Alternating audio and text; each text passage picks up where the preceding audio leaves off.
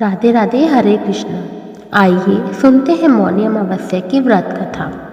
मौनी अमावस्या की कथा को लेकर जो प्रचलित कथा है उसके अनुसार प्राचीन काल में एक ब्राह्मण परिवार कांचीपुरी में रहता था। पति पत्नी दोनों ही धर्मात्मा थे और धर्म पूर्वक अपनी गृहस्थी चलाते थे। इनका नाम देवस्वामी था और उनकी पत्नी का नाम धनवती था।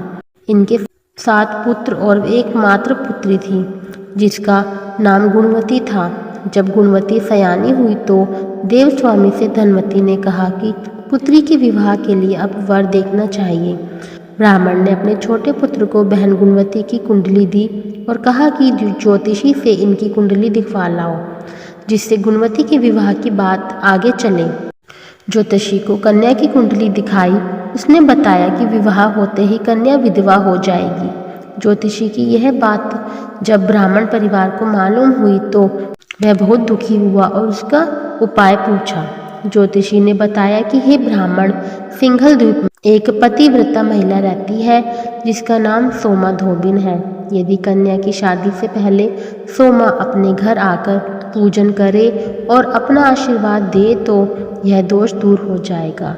ब्राह्मण ने अपनी पुत्री गुणवती को अपने सबसे छोटे पुत्र के साथ सिंघल द्वीप भेज दिया। दोनों भाई बहन सागर किनारे पहुंचकर उसे पार करने के बारे में विचार करने लगे। जब समुद्र को पार करने का कोई रास्ता नहीं मिला तो दोनों भूखे प्यासे एक पीपल के वृक्ष के नीचे आराम करने लगे। पेड़ पर घोंसले में एक गिद्ध का परिवार रहता था। उस समय घोंसले में सिर्फ गिद्ध के बच्चे थे।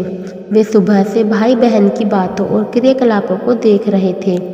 शाम के समय जब गिद्ध की माता बच्चों के लिए भोजन लेकर घोंसले में आई तो बच्चों ने पेड़ के नीचे लेटे भाई बहन की कहानी माता को बताई। उनकी बातें सुनकर गिद्ध की माता को दोनों भाई बहनों पर दया आई और बच्चों के कहने से उसने कहा कि तुम लोग अब चिंता मत करो, मैं इन्हें सागर पार करवा दूंगी। बच्चों ने माता की बातों को सुनकर खुशी खुशी भोजन ग्रहण किया।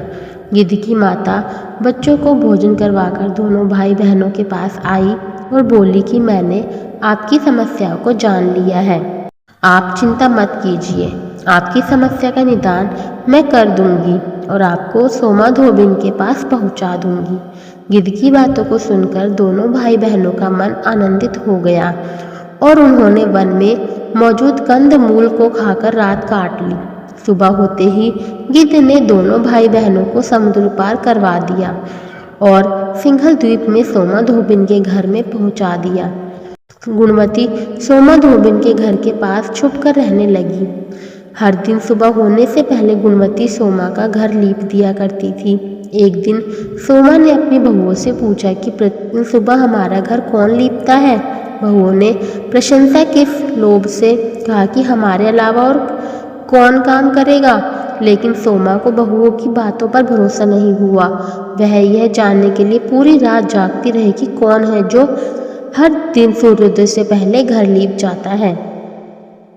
सोमा ने देखा कि एक कन्या उसके आंगन में आई और आंगन लीपने लगी। सोमा गुणवती के पास आई और उससे पूछने लगी कि तुम कौन हो और क्यों हर सुबह मेरे आंगन को लीपकर चली जाती हो। गुणवती ने तब अपना सारा हाल सोमा से कह डाला। गुणवती की बातों को सुनकर सोमा ने कहा कि तुम्हारे सुहाग के लिए मैं तुम्हारे साथ चलूंगी। सोमा ने ब्राह्मण के घर आकर पूजा किया, लेकिन विधि का विधान कौन टाल सकता है। गुणवती का विवाह होते ही उसके पति की मृत्यु हो गई। तब सोमा ने अपने सभी पुण्य गुणवती को दान कर दिया। सोमा के पुण्य से गुणवती का पति जीवित हो गया, लेकिन पुण्यों की कमी से सोमा के पति और बेटे की मृत्यु हो गई। लेकिन सोमा ने अपना घर छोड़ने से पहले बहुओं से कह दिया था कि मेरे घर लौटने से पहले अगर मेरे पति और बेटों को कुछ होता है तो उनके शरीर को संभाल कर रखना। बहुओं ने सास की आज्ञा को मानकर सभी के शरीर को संभाल कर रखा। उधर सोमा ने सिंघल द्वीप से लौटते हुए रास्ते में पीपल के वृक्ष की छाया में विष्णु जी की पूजा कर 108 बार पीपल की परिक्रमा की। इसके पुण्य के प्रभाव से सोमा के घर लौटते ही उसके पति और बेटे फिर से जीवित हो गए। इसलिए मौनी अमावस्या के व्रत करने वाले व्रतियों को यह कथा सुनकर पीपल की 108 बार परिक्रमा करनी चाहिए और भगवान विष्णु सहित शिव जी की पूजा भी करनी चाहिए।